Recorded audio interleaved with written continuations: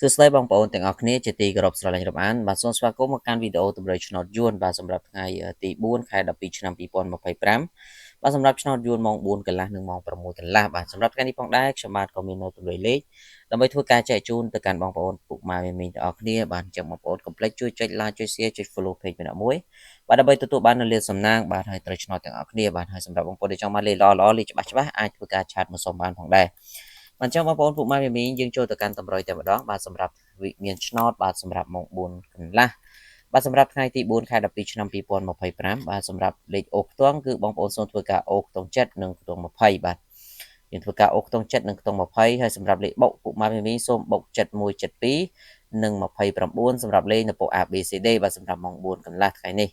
បាទហើយសម្រាប់ម៉ោង4នេះផងដែរយើងក៏មាននៅលេខល្អ2គ្រាប់សម្រាប់អ្នកដែលចង់បានលេខបងប្អូនអាចធ្វើការឆាតចូលប្រអប់សារទាំងអស់គ្នាបងប្អូននឹងទទួលបានលេខច្បាស់ពីខ្ញុំបាទយកទៅលេខបាទសូមបញ្ជាក់ឲ្យបងប្អូនលេខ4ប៉ុ ABCD បាទហើយសេវាវិញគឺត្រឹមតែ5រៀលទេបាទហើយឆ្នោតចិញ្ចឹមទៅខ្ញុំយកសេវាពីបងប្អូនមិនតម្រូវបងប្អូនធ្វើការបងលុយបងកាក់មុននោះទេបាទសម្រាប់ម៉ោង6កន្លះវិញបាទសម្រាប់ឆ្នោតយួនចាស់ថ្ងៃនេះពុកម៉ាមីមីសូមធ្វើការអូខ្ទង់30និងខ្ទង់60បាទបាទហើយចំណែកលេខបុកយើងបុក38 39 64លេង ABCD បាទហើយសម្រាប់បងប្អូនពុកម៉ាមីមីដែលចង់បានលេខល្អកុំភ្លេចបាទធ្វើការឆាតចូលប្រអប់សារទាំងអស់គ្នាបាទសូមអរគុណសូមគោរពលា